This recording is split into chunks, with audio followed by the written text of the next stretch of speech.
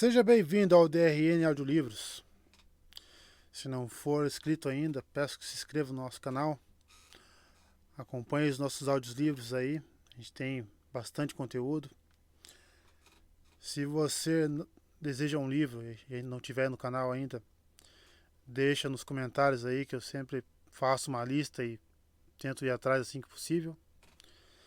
Se quiser nos dar uma força, a gente tem o Apoia-se, o Seja Membro e também o Pix. Sempre fica na descrição do canal e na descrição dos vídeos. E muito obrigado por estar acompanhando a gente nessa jornada. E vamos para as nossas leituras.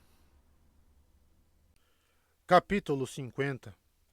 O Martelo. O sol da tarde estava inclemente quando a barca atracou em Tear. Poças haviam se formado nas pedras fumegantes do cais, e Perrin sentia que o lugar era quase tão abafado quanto William. O ar cheirava a piche, madeira e corda. Dava para ver estaleiros mais ao sul ao longo do rio. Há especiarias, ferro e cevada. Há perfumes, vinhos e uma centena de aromas diferentes que ele não conseguia distinguir naquela miscelânea, a maioria vinda dos armazéns atrás das docas. Quando o vento trouxe uma corrente passageira do norte, Perrin também sentiu odores de peixe, que desapareceram assim que o vento virou outra vez. Nenhum cheiro de coisa para caçar. Sua mente tentou alcançar os lobos antes mesmo que ele percebesse o que estava fazendo e fechasse a guarda. Fizera isso com muita frequência ultimamente. Não havia algum, é claro, não em uma cidade como aquela. Ele desejou não estar se sentindo tão sozinho. Assim que a rampa foi baixada na extremidade da barca, Perrin conduziu o galope até o pier, atrás de Moiraine e Lan. O imenso contorno da pedra de Tear se erguia à esquerda deles, sombreado, parecendo mais uma montanha escura, apesar do grande estandarte no topo. Ele não queria olhar para a pedra, mas parecia impossível vislumbrar a cidade sem vê-la. Será que ele já está aqui? Luz. Se ele estiver tentando entrar naquilo ali, pode já estar morto. Então teria sido tudo em vão. O que viemos encontrar aqui? Perguntou Zarin atrás dele. Ela não havia parado de fazer perguntas, parara apenas de fazê-las a Aes Sedai ou ao guardião. Em ilha encontramos homens cinza e a caçada selvagem. O que é que tem aqui em Tear que alguém quer tanto impedir vocês de encontrar? Perrin olhou em volta. Nenhum dos doqueiros que passavam transportando cargas pareceu ter ouvido. Tinha certeza de que sentiria cheiro de medo, caso alguém os escutasse. Engoliu a resposta afiada que estava na ponta da língua. A dela era mais rápida e mais afiada. Gostaria que você não estivesse tão ansiosa, retumbou a voz de Loial. Parece pensar que aqui vai ser tudo tão fácil quanto em Ilian, Faile. Fácil? Resmungou Zarine. Fácil. Loial, quase fomos mortos 2 vezes na mesma noite. Ilian já era suficiente para uma canção de caçador. Por que acha que foi fácil? Perrin fez uma careta. Preferia que Loial não tivesse decidido chamar Zarine pelo nome que ela escolhera. Era um lembrete constante de que Moiraine pensava que a mulher era o falcão de mim. E fazia Perrin ficar se perguntando se ela também seria a bela mulher com quem Min o avisara para tomar cuidado. Pelo menos eu não topei com o gavião, ou com um Tuathan carregando uma espada. Se essa não foi a visão mais estranha, então sou um mercador de lã. Para de fazer perguntas, Arine, disse ele, galopando e montando em galope. Você vai saber por que estamos aqui quando Moiraine decidir contar. Ele tentou não olhar para a pedra. Ela virou os olhos escuros e oblíquos para ele. Acho que você não sabe o motivo, ferreiro. Acho que é por isso que não quer me contar. Por que não sabe? Admita, ferreiro.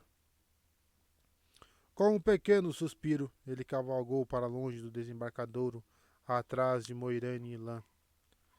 Zarini não retrucava com tanta ferocidade quando o Ogier se recusava a responder a algumas de suas perguntas. Ele achou que ela estava tentando intimidá-lo para que ele passasse a usar aquele nome.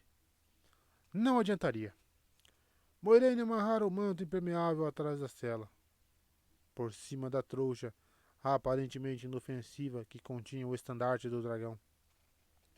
Apesar do calor, ela usava o manto de linha azul de Ilian. O capuz largo encobria sua face, e o anel da grande serpente estava preso em um cordão em volta do pescoço. Tear, dissera ela, não proibia a presença de Aes Sedai, apenas a canalização. Mas os defensores da pedra vigiavam de perto qualquer mulher que usasse o anel. Ela não queria ser vigiada na visita a Tear. Lan enfiara um manto que mudava de cor nos alforjes 2 dias antes. Quando ficara claro que quem quer que enviar os cães das trevas, Samael, lembrou Perrin, sentindo um arrepio, e tentou não pensar mais naquele nome. Quem quer que tivesse sido, não mandara mais nenhum no encalço deles.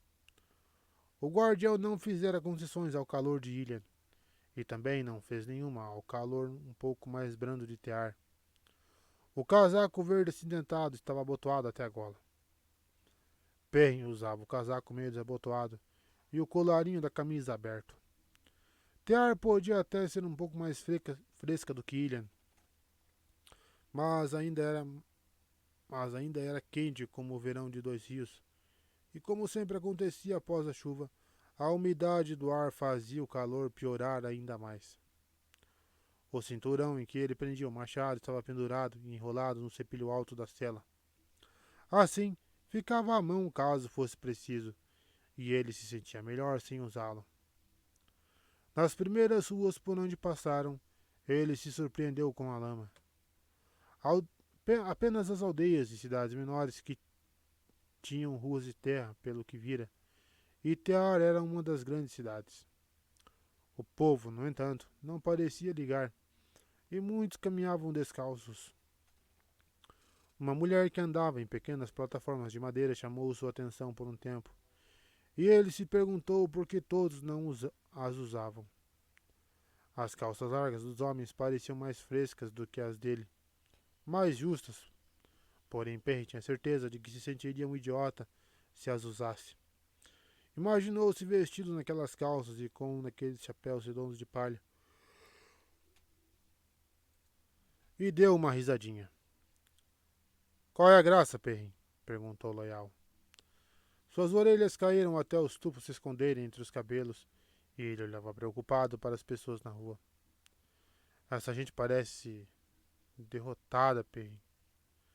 Não estavam assim da última vez que eu vim aqui. Nem mesmo um povo que permite que cortem os bosques merece um semblante desses. Quando Perrin começou a analisar os rostos em vez de apenas observar o cenário como um todo, viu que Loyal estava certo. Algo desaparecera em muitos daqueles rostos. Esperança, talvez. Curiosidade. Eles mal olhavam o grupo que passava, exceto para sair do caminho dos cavalos. O Ogier, montado em um animal do tamanho de um cavalo de tração, recebia o mesmo olhar de indiferença que Lan ou Perrin. As ruas se tornaram amplas e pavimentadas depois que eles ultrapassaram os portões da muralha da cidade, alta e cinzenta, passando pelos olhos escuros e severos dos soldados vestidos com placas peitorais por cima dos casacos vermelhos de mangas largas que terminavam em punhos estreitos e brancos, além de elmos redondos com abas e uma saliência no topo. Em vez das calças folgadas que os outros homens vestiam, as deles eram justas e ficavam enfiadas dentro das botas que iam até os joelhos. Os soldados franziram as testas para a espada de lã, tocando as próprias, e lançaram olhares penetrantes para o machado e o arco de Perrin. Apesar das testas franzidas e dos olhares enviesados, ainda havia certa derrota nas expressões deles também, como se mais nada continuasse a realmente valer o esforço. As construções eram maiores e mais altas do lado de dentro dos muros, embora a maioria não fosse muito diferente das do lado de fora. Perrin achou os telhados um tanto estranhos, especialmente os mais pontudos. Porém, já vira tantos telhados diferentes desde que saíra de casa, que apenas se perguntou que tipo de pregos teriam sido usados naquelas telhas. Em alguns lugares, nem mesmo usavam pregos nas telhas. Palácios e grandes construções se elevavam entre casas menores e mais simples, dispostos de forma caótica. Uma estrutura rodeada de torres com domos brancos e quadrados, rodeada por ruas largas, poderia muito bem ser cercada de lojas, estalagens e casas. Um imenso saguão, cuja frente era ornamentada por colunas quadradas de mármore, cada uma com 4 passos de lado, e onde 50 degraus levavam às portas de bronze de 5 braças de altura, ficava entre uma padaria e uma alfaiataria. Mais homens naquela área usavam casacos e calças como as dos soldados, embora de cores mais vibrantes e sem as armaduras. E alguns até portavam espadas. Ninguém andava descalço, nem mesmo os que usavam as calças largas. Os vestidos das mulheres eram, na maioria das vezes, mais longos, com decotes que exibiam os ombros nus, por vezes os colos, e eram feitos tanto de seda quanto de lã. O povo do mar vendia muita lã em Tear. Liteiras e carruagens levadas por grupos de cavalos deslocavam-se pelas ruas, junto com carroças e carros de boi. Ainda assim, muitos dos rostos tinham aquela mesma expressão abatida. A estalagem que Lã escolhera, a Estrela, ficava entre a loja de um tecelão e uma ferraria, com vielas estreitas entre elas. A ferraria era de pedra nua, cinza, e a loja do tecelão e a estalagem de madeira, mas a Estrela tinha 4 andares e pequenas janelas até o teto. 4 andares. O ressoar dos teares competia com a dificuldade contra o clangor do martelo do ferreiro. Eles entregaram os cavalos aos cavalariços para serem levados até os fundos e adentraram a estalagem. Aromas de peixe, pão e talvez cozido vinham da cozinha, além do cheiro de carneiro assado. Todos os homens no salão da estalagem usavam casacos justos e calças largas. Perrin achou que homens mais ricos, de alguma forma, tinha certeza de que os homens de casacos coloridos com mangas bufantes e as mulheres de ombros desnudos em seda brilhante eram todos ricos ou nobres. Não tolerariam o barulho. Talvez fosse por esse motivo que Lan escolhera aquele lugar. Como é que vamos conseguir dormir com essa algazarra? Resmungou Zarine. Sem perguntas? Retrucou ele com um sorriso. Por um instante, achou que ela lhe mostraria a língua. O estalajadeiro era um homem meio calvo de rosto redondo e usava um comprido casaco azul escuro e as tais calças folgadas. Ele se curvou em uma mesura, comprimindo as mãos sobre a grande barriga. Seu rosto tinha aquela mesma aparência, uma resignação abatida. Que a luz brilhe sobre as senhoras e sejam bem-vindas, o homem suspirou. Que a luz brilhe sobre os senhores, mestres, e sejam bem-vindos. O homem levou um leve susto com os olhos amarelos de Perrin. Depois, exausto, dirigiu a atenção a Loial. Que a luz brilhe sobre você, amigo Ogier, e seja bem-vindo. Faz um ano ou mais desde que eu vi um de vocês aqui em Tear. Um trabalho ou outro na pedra. Eles ficaram hospedados na pedra, é claro, mas eu os vi na rua um dia. A fala foi concluída com outro suspiro. O homem parecia incapaz de reunir curiosidade o bastante para questionar a presença de mais um Ogier em Tear, ou mesmo a presença de qualquer um dos outros. Foi o próprio homem calvo, cujo nome era Jurá Haret, que mostrou os quartos ao grupo. Ao que parecia, o vestido de seda de Moiraine e a forma como ela escondia o rosto, somados à expressão dura e à espada de lã, faziam dos dois uma lady e seu guarda. Aos olhos do homem, portanto, eram dignos de sua atenção pessoal. Ele obviamente pensou que Perrin fosse algum tipo de criado, e ficou clara a sua dúvida quanto a Zarine. para o visível descontentamento da moça. Loial, por sua vez, era um Ogier, afinal de contas. Ele chamou alguns homens para juntar 2 camas para Loial e ofereceu um salão privado para as refeições de Moiraine, se ela desejasse. Ela aceitou com muita graça. O grupo subiu junto para os andares superiores em uma pequena procissão, até que Jarete foi embora com mesuras e suspiros, deixando-os do lado de fora do quarto de Moiraine, onde haviam começado. As paredes eram de massa branca, e a cabeça de Loial encostava no teto do corredor. Sujeito odioso, resmungou Zarine, batendo a terra das saias justas com ambas as mãos, irritada. Acho que ele pensou que eu fosse sua criada, Aes Sedai. Não vou tolerar isso. Cuidado com essa língua, avisou Lan em voz baixa. Se usar esse nome perto dos ouvidos dos outros, vai se arrepender, garota. Ela o encarou como se fosse começar uma discussão, mas os olhos frios e azuis do guardião conseguiram silenciá-la daquela vez, ainda que não tivessem amansado o olhar que ela deu em resposta. Moiraine ignorou os dois. Olhando para o nada, alisava o manto com as mãos, quase como se a estivesse limpando. Na opinião de Perrin, ela não tinha se dado conta do que estava fazendo. Como é que vamos encontrar Hunt? Perguntou, mas ela não pareceu ouvi-lo. Moiraine, não se afastem da estalagem, avisou depois de um instante. Tear pode ser uma cidade perigosa para os que não sabem como as coisas acontecem por aqui. O padrão pode se romper neste lugar. A última frase saiu baixa, como se para si mesma. Com uma voz estranha, ela continuou. Lan, vamos ver o que conseguimos descobrir sem atrair atenção. E vocês fiquem perto da estalagem.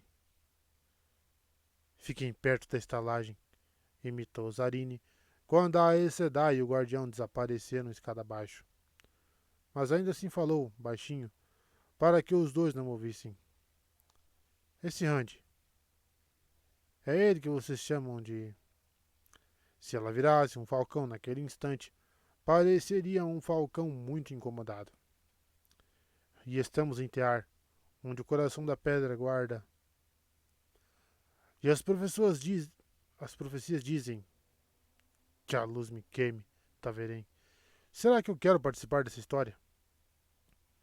Não é uma história, Zarine. Por um instante, Perrin soou quase tão abatido quanto o estalajadeiro. A roda nos tece dentro do padrão.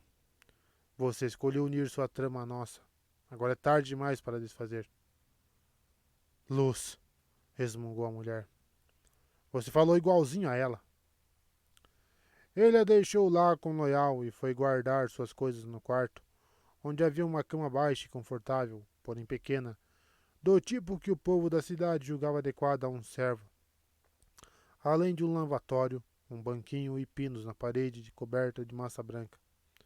Quando voltou, os dois já não estavam mais lá. O restoar do martelo na bigorna o chamava. Havia tantas coisas estranhas em Tear que foi um alívio entrar na ferraria. O térreo consistia em um ambiente amplo, sem paredes nos fundos. Havia apenas 2 portas compridas que permaneciam abertas e davam em um pátio para ferrar cavalos, além de um brete para bois. Havia martelos pendurados em suportes, e pinças de diversos tamanhos e tipos pendiam de traves expostas nas paredes. Esteios, facas para casco e outras ferramentas de ferraria haviam sido dispostas com cuidado em bancos de madeira com cinzéis, chifres de bigorna, moldes de forja e todos os equipamentos do ofício de um ferreiro. Latas continham pedaços de ferro de diferentes espessuras.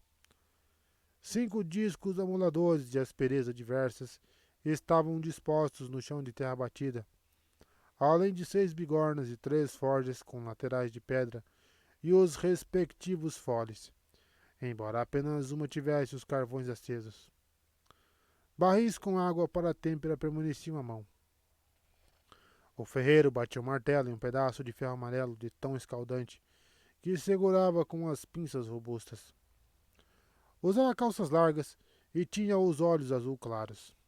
No entanto, o comprido colete de couro sobre o peitoral desnudo e o avental não eram muito diferentes dos que Perrin e Mestre Luhan usavam em Campo de Elmond. E os braços e ombros fortes do homem eram prova dos anos que passara moldando metal. Os cabelos escuros tinham quase a mesma quantidade de fios grisalhos que o rapaz se lembrava de ver em Mestre Luhan. Mais coletes e aventais pendiam na parede, como se o homem tivesse aprendizes que não estivessem ali no momento. O fogo das forjas tinha cheiro de casa. O ferro quente tinha cheiro de casa. O ferreiro virou-se para jogar o pedaço em que trabalhava de volta nos carvões, e Perrin se aproximou e foi soprar o fole para ele. O homem olhou para ele, mas não disse nada. Perrin subia e descia o cabo de fole com movimentos lentos, firmes e compassados, mantendo os carvões na temperatura certa. O ferreiro retomou o trabalho com o ferro, desta vez na ponta arredondada da bigorna. Perrin pensou que o homem devia estar fazendo um escopro. O martelo ressoava em golpes rápidos e certeiros. O homem falou sem tirar os olhos da tarefa. Aprendiz? Foi só o que disse. Sim, respondeu Perrin com a mesma simplicidade. O ferreiro continuou o trabalho por um tempo. Era mesmo um escopro, um instrumento para limpar o interior de barris de madeira. De vez em quando, o homem examinava Perrin, pensativo. Deixando o martelo de lado por um instante, o homem pegou uma barra de ferro pequena, grossa e retangular, e enfiou-a na mão de Perrin. Então pegou o martelo outra vez e retomou o trabalho. Veja o que pode fazer com isto, disse. Sem nem pensar, Perrin foi até uma bigorna do outro lado da forja e bateu a madeira na beirada. O material fez um ótimo som. O aço não passara tanto tempo no forno e não absorvera muita fuligem do carvão. Ele empurrou quase todo o comprimento da barra para dentro dos carvões em brasa. Provou a água dos 2 barris para ver qual fora salgada. O terceiro era de azeite de oliva. Depois tirou o casaco e a camisa e escolheu um colete de couro e um avental que lhe coubessem. A maioria daqueles sujeitos tairenos não era tão grande quanto ele, mas conseguiu achar um colete. Encontrar um avental foi mais fácil. Quando se virou, viu que o ferreiro, ainda trabalhando de cabeça baixa, assentia e sorria para si mesmo. Mas apenas estar ambientado com uma ferraria não era o bastante para ser um ferreiro habilidoso. Isto ele ainda teria de provar. Quando retornou à bigorna com 2 martelos, um conjunto de pinças chatas de cabos compridos e um cinzel pontudo e afiado, a barra de aço já aquecera até ficar vermelha escura, exceto pelo pequeno pedacinho que ele deixara para fora dos carvões. Perrin soprou os foles, observando o metal clarear até chegar em um amarelo quase branco. Então puxou a barra com as pinças, repousou sobre a bigorna e pegou o martelo mais pesado dos 2 que escolhera. Tinha cerca de 10 libras, estimou, e um cabo maior do que a maioria das pessoas que não conhecia o trabalho com metais julgava necessário. Ele o segurou perto da ponta. O metal incandescente às vezes soltava faíscas, e já vira cicatrizes nas mãos do ferreiro de Morro Redondo, um sujeito descuidado. Não queria fazer nada elaborado ou extravagante. Uma escolha mais simples parecia o melhor no momento. Começou arredondando os cantos da barra. Depois martelou o centro no formato de uma lâmina larga, quase tão larga quanto o pedaço original da extremidade sem corte, mas com uma boa mão e meia de comprimento. De vez em quando, devolvia o metal aos carvões para mantê-lo daquele tom amarelo pálido. Depois de algum tempo, trocou para um martelo mais leve, com a metade do peso anterior. Afinou o pedaço além da lâmina. Depois o entortou sobre a ponta da bigorna, criando uma curvatura para baixo logo ao lado da lâmina. Um cabo de madeira poderia ser colocado ali depois. Perry encaixou o cinzel pontudo e afiado no furo quadrado da bigorna e posicionou o metal incandescente por cima. Um golpe certeiro do martelo cortou a ferramenta que fizera, ou quase fizera. Seria uma faca de chanfradura para alisar e nivelar os topos das ripas dos barris depois de colados, entre outras coisas. Quando terminasse, o escopo do outro homem lhe dera aquela ideia. Assim que fez o corte, Perrin atirou o metal brilhante dentro do barril de têmpera salgado. O de salgado fazia uma têmpera mais dura para os metais mais pesados, enquanto o azeite girava uma mais branda para facas boas. E espadas, pelo que ouvira, mas nunca participara da feitura de qualquer coisa do tipo. Quando o metal já estava bem frio, com uma tonalidade cinza escura, ele o removeu da água e levou para os discos amuladores. Um movimento curto e lento dos pedais foi dando polimento à lâmina. Com cuidado, ele aqueceu a parte da lâmina outra vez. As cores se intensificaram, chegando à cor de palha, depois ao bronze. Quando aquele bronze começou a subir em ondas pela lâmina, ele deixou a peça de lado para esfriar. A extremidade final estava pronta para ser afiada. Enfiar o metal outra vez em um dos barris destruiria a têmpera que ele acabara de dar. Um trabalho muito caprichado, comentou o ferreiro. Nenhum movimento desperdiçado. Está procurando trabalho? Meus aprendizes foram embora, todos os três, aqueles imprestáveis. Tem muita coisa que você poderia fazer. Perry sacudiu a cabeça. Não sei por quanto tempo vou ficar em Tear, mas queria trabalhar um pouco mais, se o senhor não se importar. Faz muito tempo, e eu sinto falta. Posso fazer algum trabalho que teria sido dos seus aprendizes. O ferreiro bufou alto. Você é muito melhor do que qualquer um daqueles grosseirões, só embromando, encarando, resmungando sobre pesadelos. Como se todos nós não tivéssemos pesadelos de vez em quando. Sim, pode trabalhar aqui pelo tempo que quiser. Luz.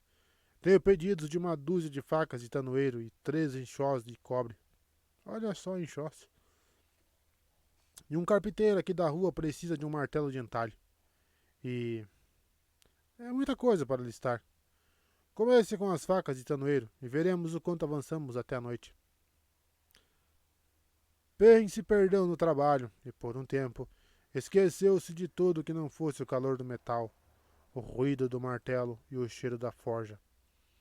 Mas chegou um momento que olhou para cima e notou que o ferreiro, que dissera se chamar Dermide Ajala, tirava o colete, o pátio já escuro. Toda a luz vinha da forja e de um par de lampiões. Zarini estava sentado em uma bigorna ao lado de uma das forjas frias, observando-o. Então você é mesmo um ferreiro, ferreiro, comentou. Ele é, sim, senhora, respondeu Ajala.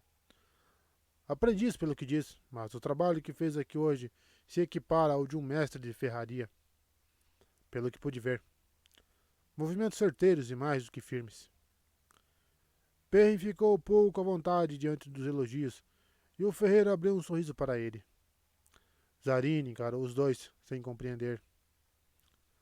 Perrin foi recolocar o colete e o avental nos pinos, mas, ao tirá-los do corpo, ficou subitamente consciente do olhar de Zarini em suas costas.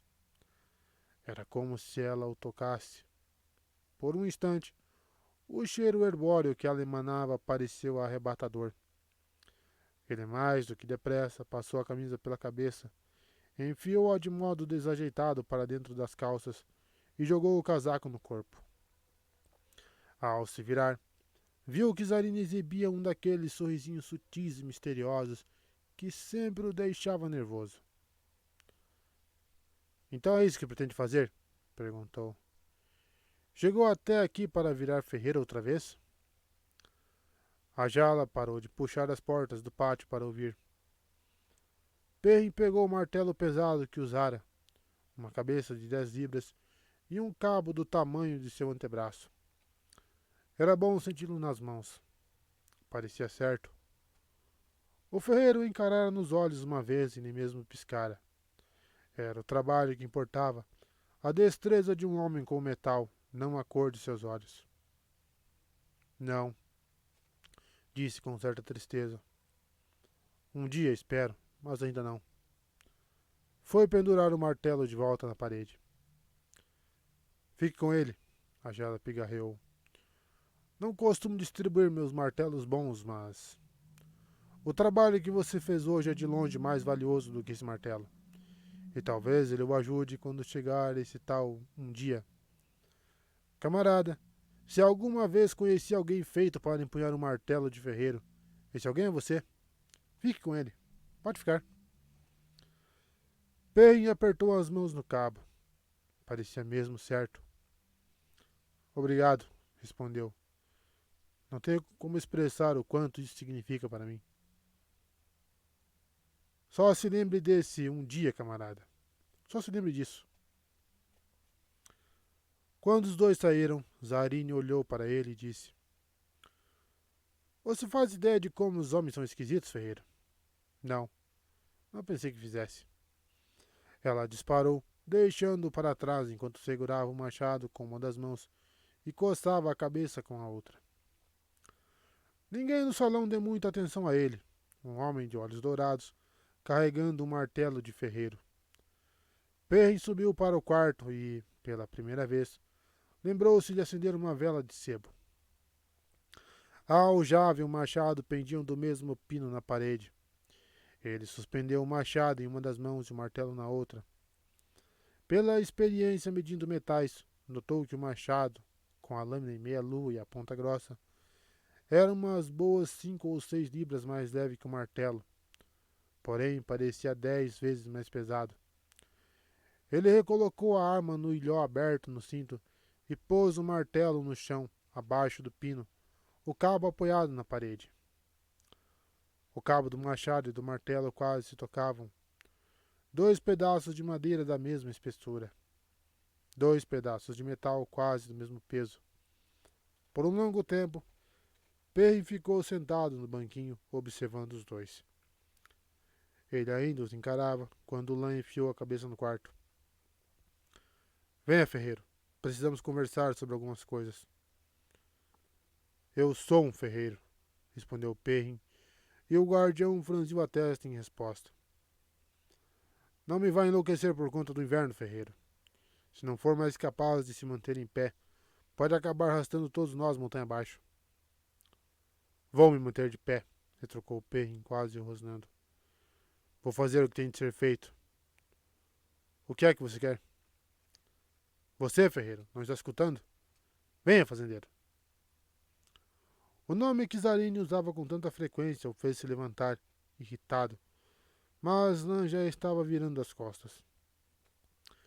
Perrin apressou-se até o corredor e seguiu o guardião para a frente da estalagem, com a intenção de dizer ao homem que já estava cheio daquela história de ferreiro e fazendeiro, que seu nome era Perrin Aibara.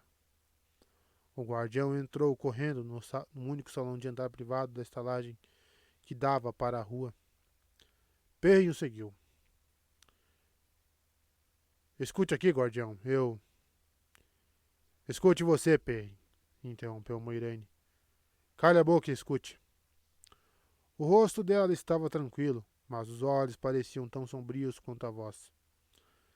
Perrin não percebera que havia mais gente no salão além dele e do guardião, parado de pé com um dos braços apoiado na cornija da lareira apagada. Moiraine estava sentada à mesa que ficava bem no centro do salão, uma peça simples de carvalho preto. Nenhuma das outras cadeiras de espaldar alto e entalhado estava ocupada. Zarine estava emburrada, encostada na parede oposta a Lan, e Loial escolhera sentar-se no chão, já que não cabia em nenhuma das cadeiras. Que bom que decidiu se juntar a nós, fazendeiro, comentou Zarine com sarcasmo. Moiraine se recusou a dizer qualquer coisa até você chegar. Está olhando para nós como se estivesse decidindo quem é que vai morrer. Eu... Cale a boca, interrompeu Moiraine ríspida. Um dos abandonados está em Tear. O grão-lord Samon é Belal. Perrin estremeceu. Loial fechou os olhos com força e gemeu. Eu podia ter ficado no pouso. É provável que estivesse muito feliz, casado com quem minha mãe tivesse escolhido. Uma boa mulher, minha mãe, e não teria me entregado a uma má esposa. Suas orelhas estavam totalmente afundadas nos cabelos desgrenhados. Pode voltar para o pouso Shangtai, disse Moiraine. Vá agora, se quiser. Não vou impedir. Loial abriu um olho. Eu posso ir? Se quiser, respondeu a mulher. Ah. Ele abriu o outro olho e coçou a bochecha com os dedos rombudos do tamanho de salsichas. Eu acho. Eu acho. Se tenho essa escolha, acho que vou ficar com todos vocês. Já tomei muitas notas, mas nem de longe o suficiente para completar meu livro. E eu não gostaria de deixar Perrin e Rand. Moiraine o interrompeu com a voz fria. Bem, Loial, fico feliz por você ter decidido ficar. Será bom aproveitar seu conhecimento. Mas até que isso esteja terminado, não tenho tempo para ouvir suas reclamações. Suponho, começou Zarine, a voz instável, que não haja chance de eu ir embora? Ela olhou para Moiraine e estremeceu. Pensei que não. Ferreiro, se eu sobreviver a isso, farei você pagar. Perrin a encarou. Eu? Essa besta pensa que isso é culpa minha? Fui eu que a chamou para vir? Ele abriu a boca, notou a expressão nos olhos de Moiraine e fechou-a de novo, mais do que depressa. Depois de um instante, perguntou. Ele está atrás de Rand? Para impedi-lo? Matá-lo?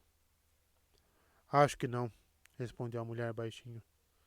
Sua voz era como aço frio. Temo que o que ele pretende é deixar Rand adentrar o coração da pedra e tocar Kalandor, depois roubá-la dele. Temo que ele pretenda matar o dragão renascido com a mesma arma que servirá para anunciá-lo. Vamos fugir outra vez? Perguntou Zarine. Como em Ilian? Nunca pensei em fugir, mas nunca achei que encontraria abandonados quando fiz meu juramento de caçador. Desta vez, respondeu Moiraine, não vamos fugir. Vamos nos atrever a não fugir. Os mundos e o tempo dependem de Rand, o dragão renascido. Desta vez, vamos lutar. Moiraine sentou-se. Perrin sentou-se, preocupado. Moiraine, você está falando sobre muitas coisas nas quais mandou que a gente nem mesmo pensasse. Você tem certeza que pôs mesmo selos de proteção neste quarto contra escutas?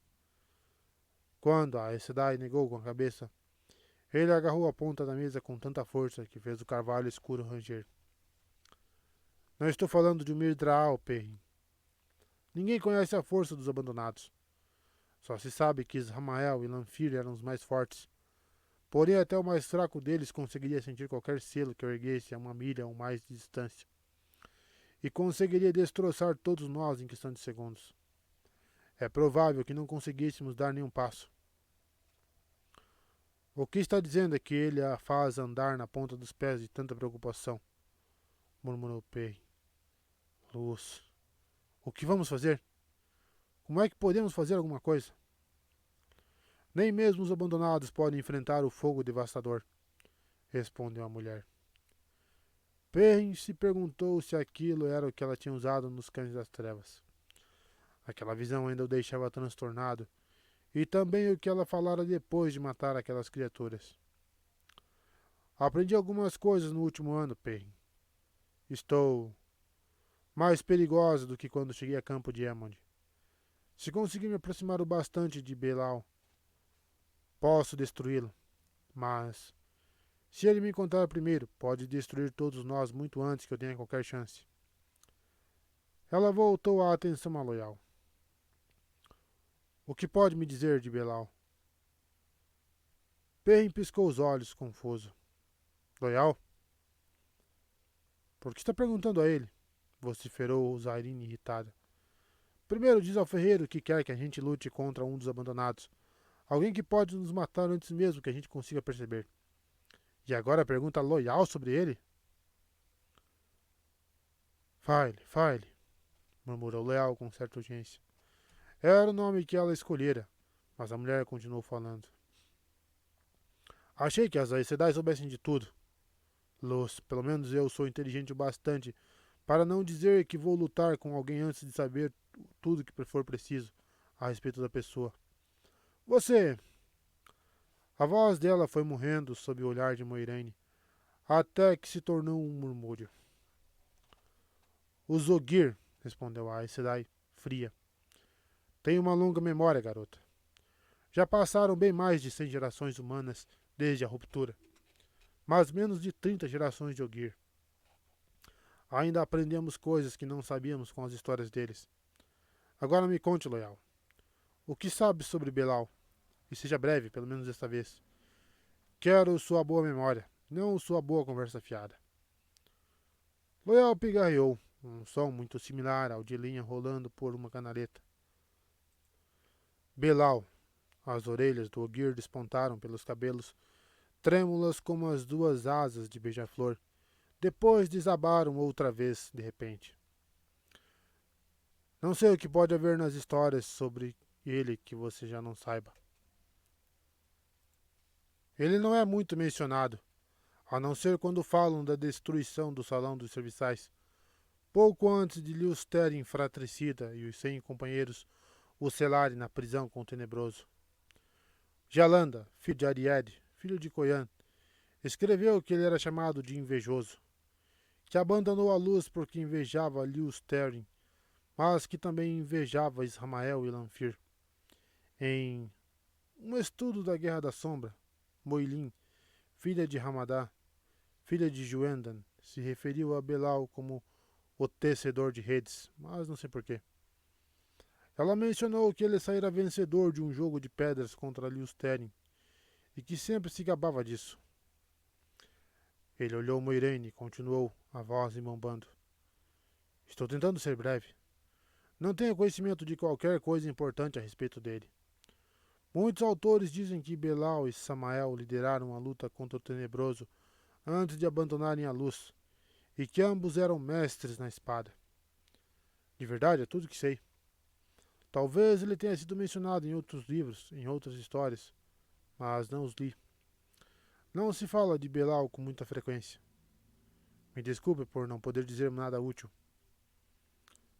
Talvez você tenha dito algo útil, respondeu Moiraine. Eu não sabia desse nome, tecedor de redes. E nem que ele invejava o dragão, assim como os companheiros da sombra. Isso reforça minha crença de que ele deseja Kalandor. Deve ter sido por essa razão que decidiu se tornar Grão-Lorde de Tear e Tecedor de Redes. É o nome de um maquinador, alguém que planeja com argúcia e paciência. Você saiu muito bem, Loyal. Por um instante, a boca do Ogier se curvou em um sorriso de satisfação, mas o sorriso logo se desfez. Não vou fingir que não estou com medo, anunciou Zarine de repente. Só um tolo não teria medo dos abandonados. Mas jurei que seria um de vocês e serei. Só queria dizer isso. Perrin sacudiu a cabeça. Ela só pode estar louca. Eu poderia querer não fazer parte deste grupo. Poderia querer estar de volta em casa, trabalhando na forja de Mestre Luhan. Em voz alta, disse. Se ele estiver dentro da pedra, se estiver esperando Rand, teremos que entrar lá para alcançá-lo. Como é que vamos fazer isso? Todo mundo vive dizendo que ninguém entra na pedra sem a permissão dos Grãos-Lordes, e, olhando daqui, não vejo outra entrada que não pelos portões. Você não vai entrar, respondeu Lan. Moiraine e eu seremos os únicos a entrar. Quanto mais gente for, mais difícil será.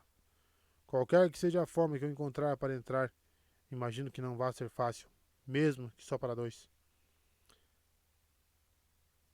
Gaidin, começou Moiraine com a voz firme, mas o guardião a interrompeu no mesmo tom. Nós vamos juntos, Moiraine. Não vou ficar para trás desta vez. Depois de um instante, ela assentiu. Perrin pensou ter visto Lan relaxar. O restante de vocês é melhor ir dormir, prosseguiu o guardião. Preciso sair para analisar a pedra. Ele fez uma pausa. Tem uma coisa que a sua notícia afastou da minha cabeça, Moiraine. É uma coisa pequena e não entendo o que significa. Há alguns Aiel em Tear. Aiel? Exclamou Loial. Impossível! A cidade inteira estaria em pânico se um Aiel passasse por esses portões. Eu não disse que eles estavam andando pelas ruas, Aguir. Os telhados e as chaminés da cidade são esconderijos tão bons quanto o deserto. Não vi menos de 3, mas parece que ninguém mais em Tear os viu. E, se eu vi 3, pode ter certeza de que há vários outros que não consegui ver. Para mim, isso não quer dizer nada, respondeu Moiraine devagar. Perrin, por que está com essa cara franzida? Ele não havia notado a própria expressão. Estava pensando naquele Aiel em Hemen. Ele disse que, quando a pedra cair, os Aiel deixarão a terra da Trindade. É o deserto, não é? Ele disse que era uma profecia. Eu li cada palavra das profecias do dragão, respondeu Moiraine em voz baixa. Em todas as traduções, e não há nenhuma menção aos Aiel. Ficamos tateando as cegas enquanto Belau trama suas redes e a roda tece o padrão na nossa volta. Mas será que os Aiel são parte da tessitura da roda ou de Belau? Lan, você precisa encontrar logo um modo de eu entrar na pedra. De nós. De nós entrarmos na pedra. Como ordenara Aes Sedai, respondeu o homem, mas seu tom era mais afetuoso do que formal. Ele desapareceu pela porta. Moiraine encarou a mesa com a testa franzida, os olhos perdidos em pensamentos. Zarine se aproximou e olhou para Perrin com a cabeça inclinada. O que você vai fazer, ferreiro? Parece que querem que a gente fique aqui esperando e observando enquanto partem para a aventura. Não que eu esteja reclamando. Ele duvidou da última frase. Primeiro, respondeu, vou comer alguma coisa, e depois vou pensar a respeito de um martelo. E tentar descobrir o que sinto por você, Falcão.